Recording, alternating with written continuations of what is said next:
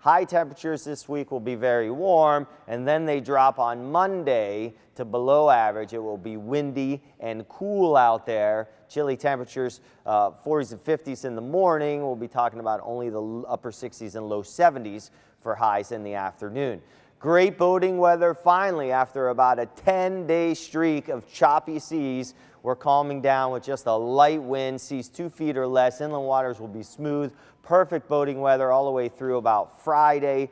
Then we'll pick up more wave action going into the weekend. So get on it now if you're itching to take that boat out, or head out to the beach, maybe with the stand-up paddleboard. Looks great. Surf will be flat here for a few days before we pick up another swell over the weekend. 7-day forecast, highs in the low 80s. Look at that, all the way through Sunday. Low temperatures are comfortable, so that's a little saving grace there, that lows aren't too warm. Then we pick up that south flow, and that will warm up those lows on Saturday and Sunday. Then the cold front comes. Strong thunderstorms even possible overnight Sunday night, early Monday. Then we clear out and turn breezy and cooler, but briefly, because we're back up to 80 by Wednesday.